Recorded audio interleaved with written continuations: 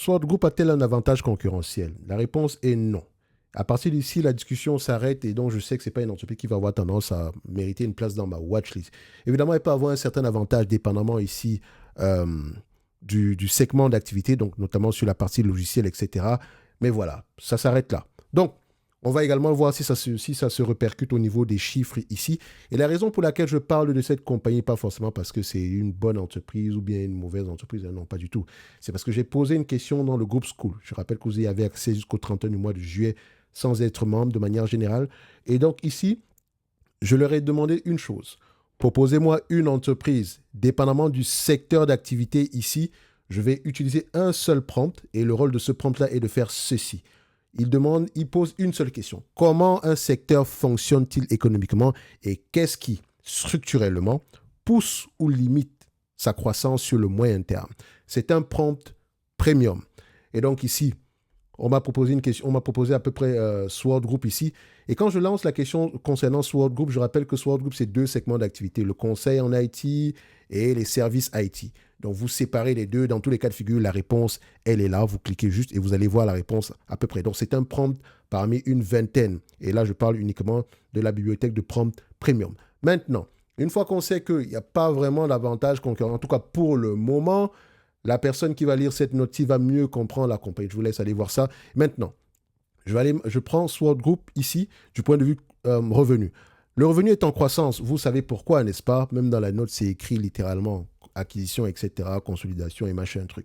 Ensuite, on regarde la marge brute. La marge brute ici, est-ce qu'elle est stable? On voit ici que la croissance accélère, mais la marge brute diminue. On a près de 9% en moins par rapport à ce qu'on a eu ici voilà, sur les 10 dernières années en moyenne. Donc, posez-vous les bonnes questions. EBITDA, on ne peut pas tirer de conclusion ici si on peut prendre également l'EBITDA. Donc l'EBITDA ici est plutôt, disons, également sous pression, 2 points de pourcentage en moins. Bon, je vais prendre la partie d'ici parce que là, ça va être plus élevé que ça. Bon, de manière générale, peut-être qu'elle fait l'acquisition de business ici où les marges ne sont pas très élevées, mais où la croissance est très élevée. Bref, on juge la croissance du point de vue volume et également du point de vue pourcentage. Maintenant, je viens ici, en termes ici de net income par rapport au free cash flow, je les compare sur le même graphique, histoire de voir si on parle le même langage. Ici, je dézoome un tout petit peu. On va se dire que c'est plus ou moins ça. Ça peut être ici des éléments exceptionnels. Donc, encore une fois, toujours prendre ici un yearly, etc. Mais c'est plus ou moins, donc voilà, net income et free cash flow vont dans le même sens. OK? Donc, dette net sur EBITDA, ce genre d'entreprise, la dette nette du point de vue volume est aux alentours de 43 millions. Je peux également voir que c'est une entreprise qui n'est pas généralement endettée. Donc, ici, dette nette, quand on compare par rapport au free cash flow, alors, admettons qu'elle a la capacité de générer le même niveau de free cash flow sur les années à venir. Donc, disons prenons les 10 dernières années, on a à peu près 17 millions aussi en termes de free cash flow. 5 dernières années, c'est à peu près également 17 millions. Donc, en termes d'attente ici, je voudrais vous dire que vu la taille de la compagnie, il n'y a pas beaucoup d'analyse sur le dossier. Et s'il n'y a pas beaucoup d'analyse sur le dossier, ça va être compliqué de faire des prévisions ici à long terme. Ok? Je ne dis pas que les analystes en question ne savent pas de quoi ils parlent ou quoi que ce soit, mais plus on est nombreux, mieux c'est. Par exemple, si j'utilise ici les attentes des années, ils sont quoi? Ils sont 3, voilà. On va se dire que si on se base dessus, le volume n'est pas... Enfin, on va se dire que c'est pas assez robuste comme... c'est pas assez robuste comme statistique, mais bon, c'est toujours mieux que rien. Donc, je vais me baser, quand j'essaie de regarder ça ici, en moyenne, ici, ils ont tendance à faire de bonnes prévisions en termes ici de bénéfices ajustés, etc. Donc, OK, on va le prendre comme ça. Alors, maintenant, c'est une entreprise qui a tendance, enfin là, que je ne dis pas que c'est un business, c'est pas un business cyclique de manière, enfin ça dépend de quel secteur d'activité et l'IA, etc. Parce que c'est le même secteur que Capgemini, Accenture et tout le reste. Donc, quand on dézoome un tout petit peu, ce sont les chiffres, quand je regarde, c'est pas si stable que ça. Et donc, premièrement, je vais faire attention. J'essaie de chercher, j'essaie d'apprécier, enfin, d'identifier la métrique la plus stable. La métrique la plus stable, c'est soit le chiffre d'affaires, soit la valeur d'entreprise ici sur EBITDA. Donc, ce que je vais faire ici, c'est que je vais normaliser les résultats. C'est-à-dire ici que, bon, je la prends comme une cyclique, sur ce que je ne devrais peut-être pas faire, mais voilà, on va le laisser comme ça, parce que je ne cherche pas à avoir précisément raison, je veux avoir le moins de tort possible.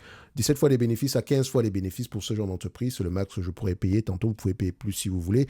D'accord? Dette nette, ici, on a à peu près quelque chose en dessous de 44 millions, moins 44 millions ici, ça donne à peu près 211. Divisé par le nombre d'actions, ça donne ici aux alentours de 9 dollars, enfin, 9,5 millions d'actions.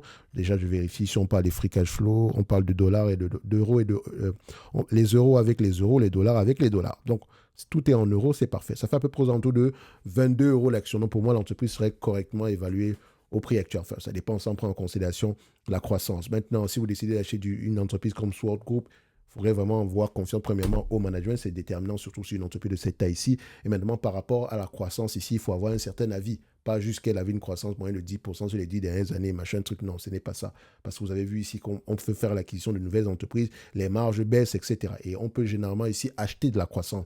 Et donc, est-ce que c'est une bonne décision? Point d'interrogation. Bref, tout ce que je sais, c'est que ce n'est pas une entreprise qui va m'intéresser. Globalement, ici, si l'entreprise distribue à peu près un dividende de l'heure ici de 6,7% par rapport au prix actuel, donc si on se base sur les 17 millions, c'est 280, 260, enfin, on va faire 279 ici, ça donne à peu près 6% de rendement. Le dividende ici, il est assez élevé en mon goût. OK, donc ça ne laisse pas de marge de manœuvre ici pour rembourser la dette, etc. Et rembourser la dette, faire des acquisitions. Donc, peut-être que l'année prochaine, ça va augmenter, mais vous pouvez déjà voir ici que 30% du temps ici, les analystes ont tendance à faire de mauvaises prévisions par rapport aux bénéfices nets. Donc, si vous voulez vous baser sur ces bénéfices nets, là, peut-être parce que ça va s'améliorer. Là, la vie pourrait être différente, mais je préfère être prudent, de manière générale. Maintenant, libre à vous de faire ce qui vous semble correct, dépendamment de vos connaissances sur ce business-ci. OK? Encore une fois, moi, dès le moment où l'entreprise n'a pas d'avantage concurrentiel, je passe à autre chose. Je n'essaie même pas de savoir si c'est vrai ou faux pour le moment. OK? On va rapidement, ici, je regarde les chiffres, un peu trop de zigzag. La taille déjà de l'entreprise, ça ne m'intéresse pas énormément, mais ça pourrait être intéressant pour une autre personne. Ce n'est pas une mauvaise entité, attention. Je trouve qu'elle est bien gérée de manière générale. OK? Et ça se limite là. Dans tous les cas de figure, ceci n'est que mon avis et non un conseil d'investissement. Comme d'habitude, je me réserve pleinement et royalement le droit de me tromper. Merci, au revoir.